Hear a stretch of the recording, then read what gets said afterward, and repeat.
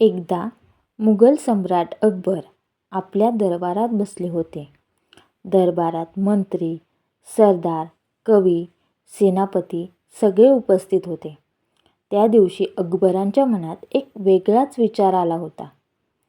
अकबर म्हणाले, मला एक गोष्ट जाणून घ्यायची आहे. या दरबारात सर्वात हुशार कोण आहे? जो खरोखर बुद्धिमान असेल तो परिस्थिती पाहून योग्य उत्तर देईल. दरबारात क्षणभर शांतता पसरली. सगळे एकमेकांकडे बघू लागले. कोणीही थेट काही बोलण्याचं धाडस केलं नाही. कारण अकबरांचा प्रश्न साधा नव्हता.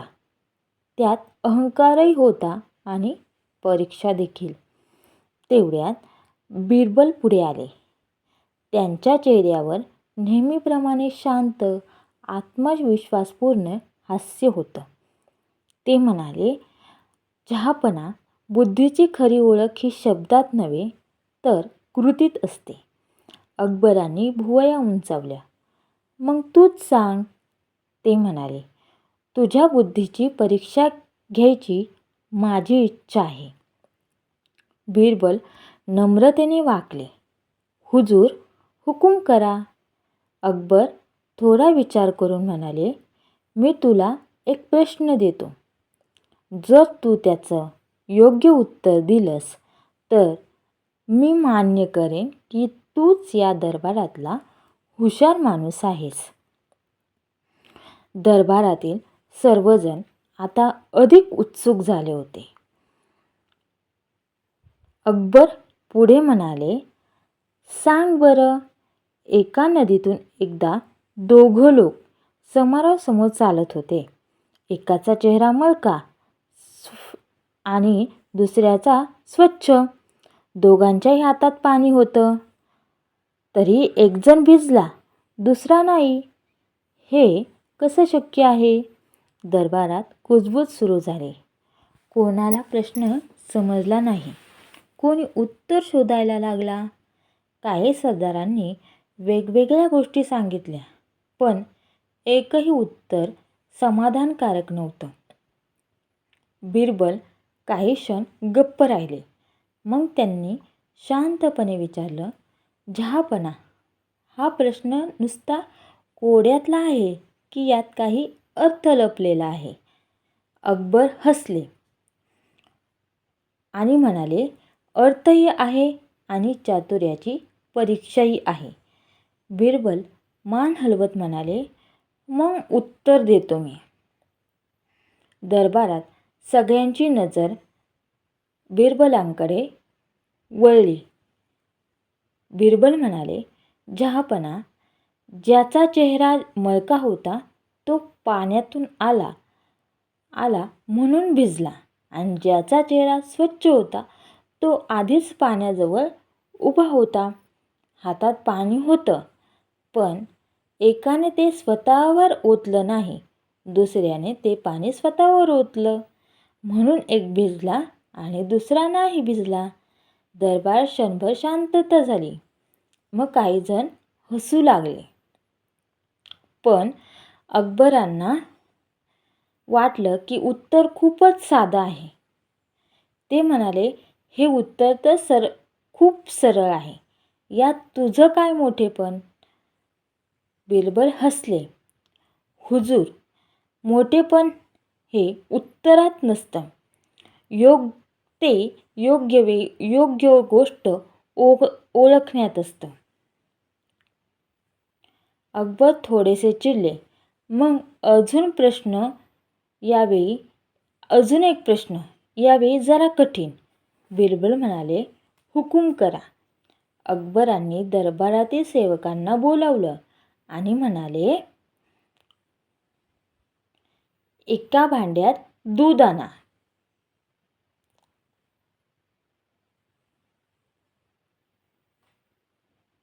त्यात एवढं पाणी मिसळा की दूध आणि पाणी वेगळं करणं ओळखता येणार नाही. मग ते भांडे बिरबलासमोर ठेवा. थोड्याच वेळात तसेच केलं गेलं. एक मोठे भांडे आणलं गेलं. त्यात दूध आणि पाणी मिसळलेलं होतं.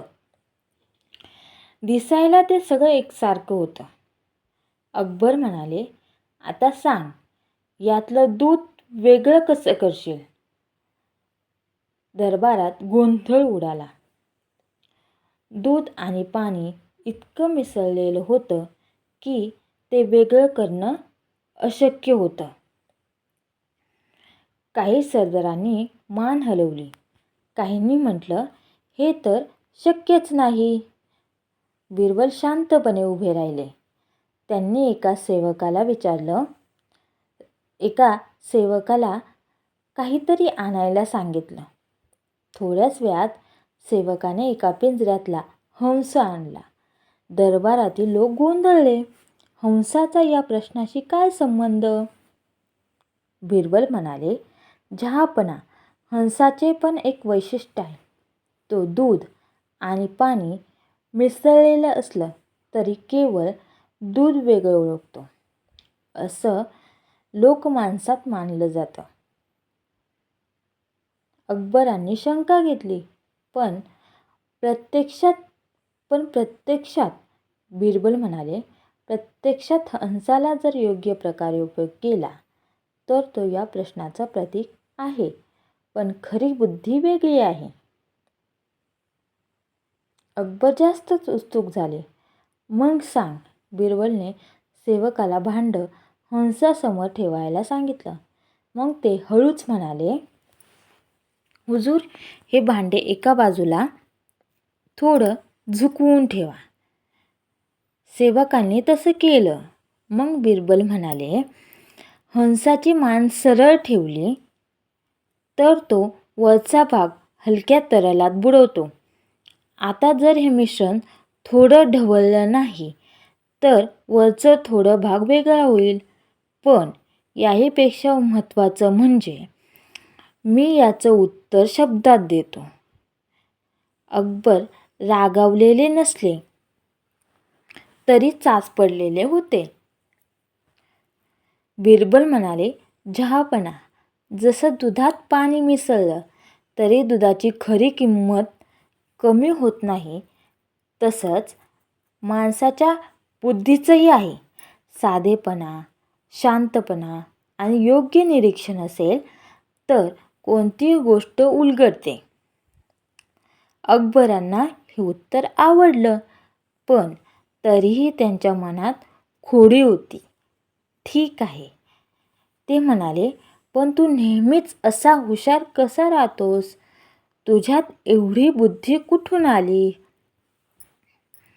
बिरबल हात जोडून म्हणाले, जहापना, बुद्धी फक्त शहाणपणात नसते. ती ऐकण्यात, पाहण्यात, समजण्यात आणि योग्य वेळी बोलण्यात असते.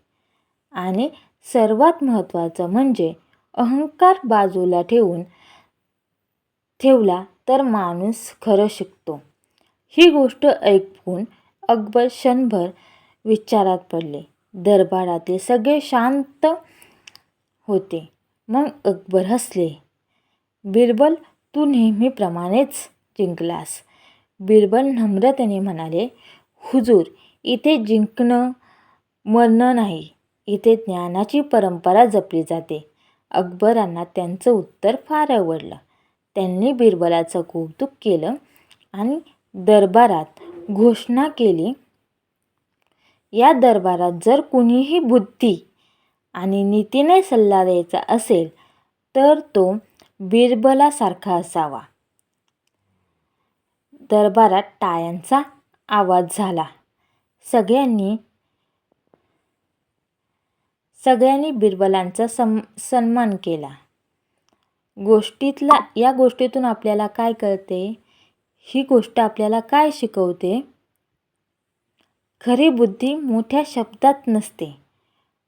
शांतपणे विचार करणारा माणूस जास्त योग्य उत्तर देतो. अहंकारापेक्षा नम्रता मोठी असते. निरीक्षण आणि समजूतदारपणा हेच खरे शहाणपण. ही गोष्ट तुम्हाला कशी वाटली हे कमेंटमध्ये नक्की सांगा. थँक्यू.